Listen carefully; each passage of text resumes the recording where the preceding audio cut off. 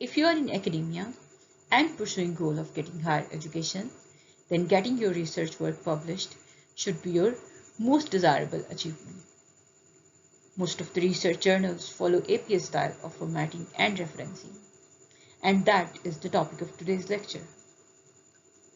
APA stands for American Psychological Association. In 1929, a group of social scientists and psychologists devised a set of principles for academic writing. In this video, I have tried to familiarize you with what is APA style of formatting so that you will be able to get your research work formatted according to it. APA styles of referencing, citation, and formatting are quite easier to learn. This video is just an introduction to APA style of formatting. I have made separate videos to help you how to cite text, a research article, a report, a book, or a chapter of a book, newspapers, and a conference proceeding in APA style. I've also made video on how to cite figures, diagrams, and pictures in APA style. In this series of videos, I have made a video lecture on how to make PowerPoint slide presentations according to APA format. I hope all this content is going to help. APA style of formatting and citation are quite intuitive to learn. What is academic integrity and how APA style of citation and formatting ensure academic integrity we'll learn in this video. Most of the people believe that similarity and plagiarism are same things, but actually they are not. How they are different from each other and what are other forms of plagiarism we'll learn in this video. We'll also learn in this video that what type of content needs to be cited and what type of content does not need to be cited. Why we need APA style of formatting? Most of the quality research journals have a set of principles for academic writing. They do so to make their published research readable for people from other disciplines. That can only be possible by following a set of pre-decided principles of formatting. Most of these journals are titled as peer-reviewed. A peer is a group of scholars, scientists, and publishers that reviews the submitted research. If the submitted research is a quality research, then it just needs to be formatted according to the set principles of formatting of that journal. And there is not only APA style, but other styles are used in different journals as per their preference. Here in Pakistan, we get our research published in APA style. That's why it's important to learn basics of it. Other styles of formatting are AMA, MLA, and Chicago, and these styles are topics of separate videos. Academic integrity is all about continuation of quality research process. If someone is stealing others' research ideas without acknowledging, then it's nothing but a crime. People have done marvelous works in their respective research fields. If you are finding their research helpful to yours, then acknowledge their work.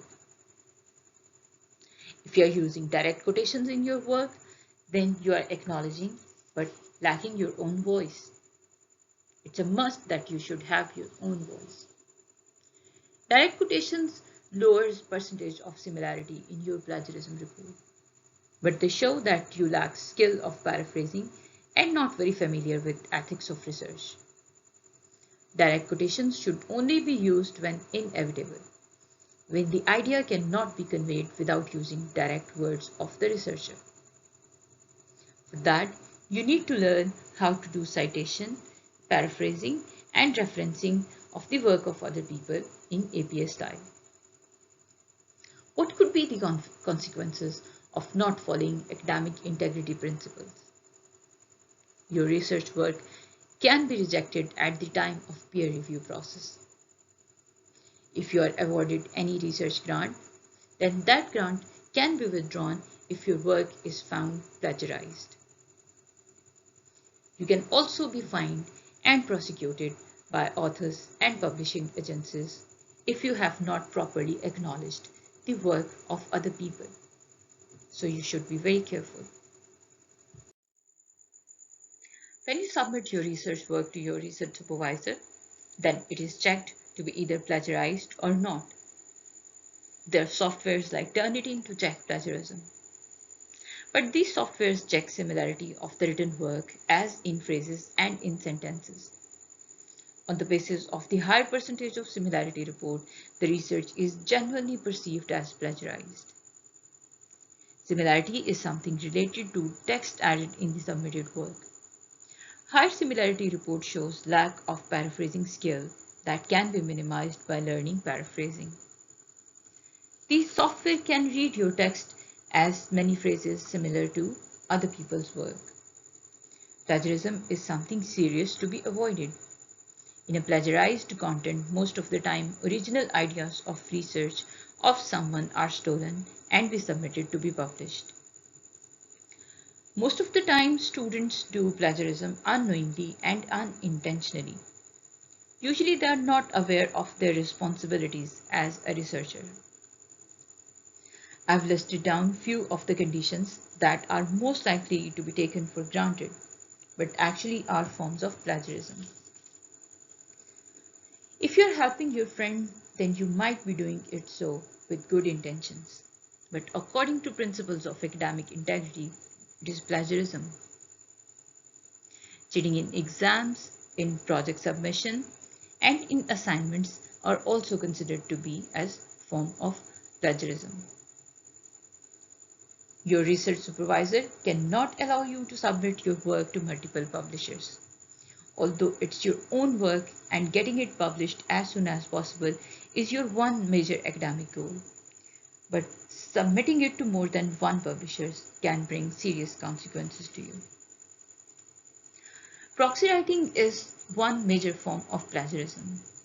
A research scholar should never hire or assign his or her work to anyone for write-up.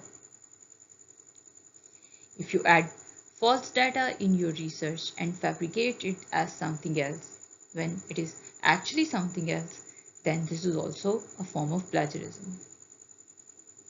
All these conditions should be considered seriously and be avoided to maintain academic integrity. Finally, let's learn what type of work needs to be cited and when citation is not needed. If you're working on political conditions of Pakistan, and there you have to mention who is Prime Minister of Pakistan, then everyone knows it. It's kind of universal truth. Universal truth doesn't need any citation. Similarly, if you are working on culture of Punjab, and there you have to mention popular folklore of Hiranja, then that folklore doesn't need any citation.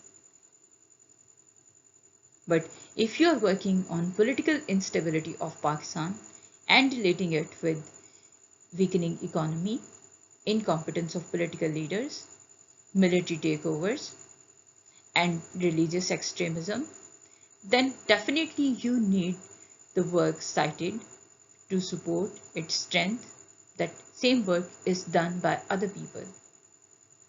That work needs to be cited.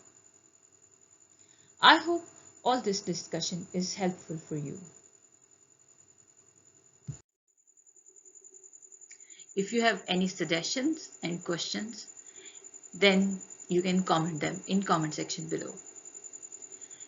Thank you.